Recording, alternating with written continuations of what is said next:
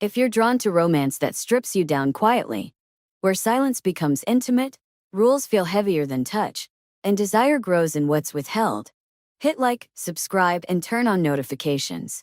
I make my condition clear before I ever arrive. No physical contact. Not for grounding. Not for guidance. Not for reassurance. The retreat brochure calls it a silent immersion experience. 7 days in a remote mountain compound, cut off from the city, phones surrendered at the gate, meals taken quietly, days structured around breath, movement, and solitude.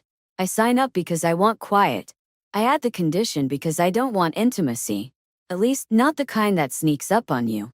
The compound is smaller than I expect. Wood and stone tucked into the trees, fog drifting low across the pass like it belongs there. The air smells clean, pine and cold earth, and something sharp that wakes my lungs. There are 8 of us. And one guide. He introduces himself without ceremony.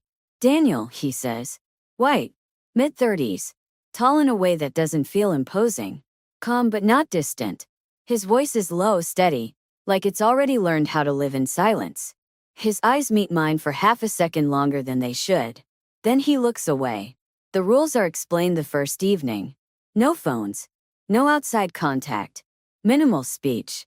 Touch only when necessary, and only with consent. I raise my hand. I requested no touch at all, I say. Daniel nods. I saw that. And will respect it, he replies easily. Unless you decide otherwise. The phrasing bothers me. You decide. Like it's already waiting. Silence settles faster than I expect. By the second day it's everywhere, in the way we eat, the way we walk, the way the forest seems to listen back. Without conversation, everything sharpens. Sounds feel closer. Thoughts feel louder. Daniel leads us through the schedule with gestures and occasional instructions spoken softly, as if raising his voice would fracture something. He never touches anyone. Not even when someone stumbles on the rocky path. He watches. Adjusts. Waits. I notice that he always positions himself where he can see everyone, but never too close. Especially not me. That changes on the 3rd day. We're assigned individual reflection walks, marked trails through the woods meant to be taken alone. No talking. No journaling. Just movement and awareness. I take the longer route. Halfway through, the fog thickens, rolling in faster than expected. The trees close ranks, paths blurring just enough to make my chest tighten. I stop. Breathe. I tell myself this is the point. Discomfort is part of it. Then I hear footsteps. Slow. Unhurried. I turn. Daniel stops a few feet away. He doesn't come closer. You went quiet longer than expected, he says softly. I'm fine, I reply quickly. I know, he says. But you're lost. I bristle. I can find my way back. Yes, he agrees. Eventually. We stand there, fog wrapping around us, silence stretching. He still doesn't move. You're not touching me, I say. No, he replies. You came anyway. Yes. Why? Because guidance doesn't always mean distance, he says. Sometimes it means presence. The words land heavier than they should. He walks ahead of me on the way back. Never beside me, never behind. Enough space that I don't feel followed, but enough awareness that I don't feel alone. That night I can't sleep. The silence feels different now. Charged. The 4th day introduces paired exercises. Nothing physical. Just mirrored movement. Breathing in sync. Sitting across from another person and holding eye contact without speaking. When Daniel assigns partners, he doesn't pair himself with anyone. Until the end. Everyone else has matched, he says calmly. If you're comfortable, I'll sit with you. I hesitate. This isn't touch. But it feels closer than that. Okay, I say. We sit cross-legged across from each other, knees inches apart. He doesn't stare. He looks at me like he's listening. The silence stretches. My pulse becomes too loud.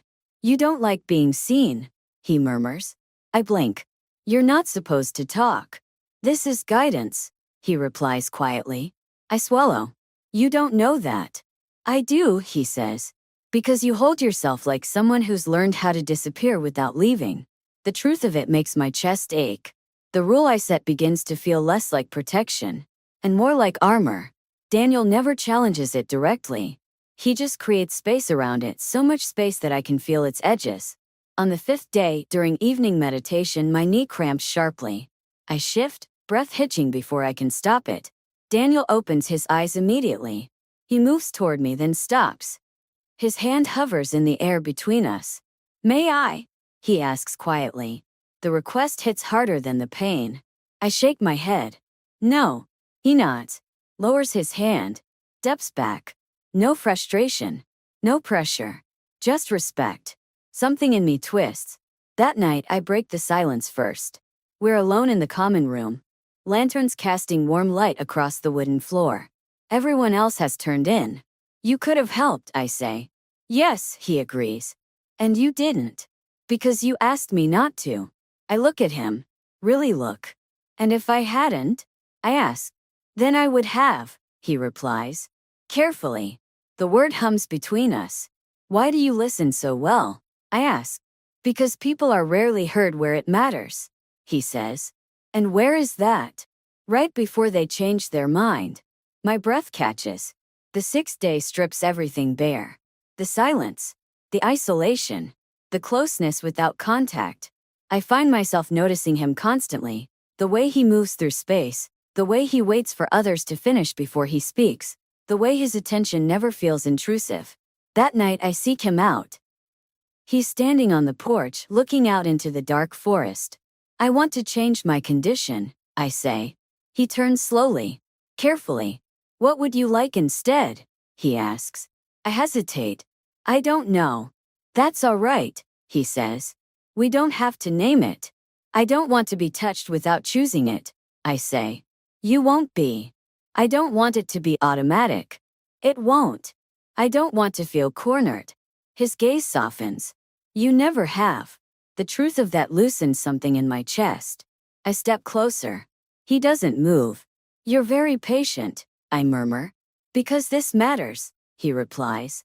I lift my hand, slow, deliberate, and place it against his wrist. The contact is light, intentional. He inhales sharply but doesn't pull away. "Is this okay?" I ask. "Yes," he says quietly. Only then does he turn his hand, fingers closing gently around mine. Not trapping, not claiming. Answering. The moment feels heavier than any touch I've known. The final day comes too soon. We gather at dawn, silence softer now, familiar. When it's time to leave, Daniel returns our phones one by one. When he hands me mine, our fingers brush. Neither of us pulls away. "You broke your condition," he says gently. "I revised it," I reply. He smiles. "Just barely." "What did you learn?" he asks. "That restraint can be an invitation," I say. "And that wanting isn't the same as taking." His thumb presses once against my palm, subtle grounding. "Exactly," he says. "We don't exchange promises. We don't rush. Some connections aren't meant to be consumed. They're meant to be chosen." And when I leave the compound, silence no longer feels empty, feels full of possibility. Because sometimes the most sensual thing a man can do is wait until you ask him not to. The leaving is quieter than the arrival. No ceremony, no speeches, just footsteps on gravel, backs lifted into cars, the retreat dissolving back into silence like it was never meant to be permanent. I linger. Daniel notices. "You don't rush anymore," he says softly, standing beside me at the edge of the clearing. "I spent years rushing," I reply. "I think I forgot how to stop." He studies me with that same careful attention. Never invasive, never distant. "Stopping doesn't mean staying still," he says. "It means choosing where you stand." The words feel like an offering. We walk the perimeter of the compound together, not speaking much. The forest feels different now, less watchful, more open. The fog has lifted, leaving clean air and long sightlines between trees. "You're good at holding space," I say eventually. "It's a learned skill," he replies. "One I wasn't always good at." "What changed?" He doesn't answer right away. "I learned that guidance without permission becomes control," he says finally. "And control doesn't last." I glance at him. "And now?" "Now I ask," he says. Even when the answer might be no. That honesty settles deep. At the gate where phones buzz back to life and the world presses in again, I hesitate. This doesn't have to end here, I say, then immediately regret the vulnerability. Daniel doesn't reach for me, doesn't promise. Instead, he meets my gaze fully. It doesn't have to rush either, he says. The balance in that answer feels deliberate. Would you want to see me again? I ask. Yes, he replies. No hesitation, no embellishment. And if I change my mind, then I'll respect that too. The steadiness of it makes my throat tighten. We exchange numbers, not dramatically, not like it's something fragile. Just a quiet acknowledgement that this connection doesn't belong only to this place. When his fingers brush mine again, it's brief. Intentional. Still chosen. The first time we meet outside the retreat, it's in a cafe near the city, too loud, too bright, too ordinary. I almost don't recognize him without the quiet of the woods wrapped around him. You look different, I say. So do you, he replies. Less guarded. That obvious? To someone paying attention, he says gently. We talk. About everything and nothing. About what it means to return to lives that expect noise. About how silence can linger even when it's gone. He never assumes closeness.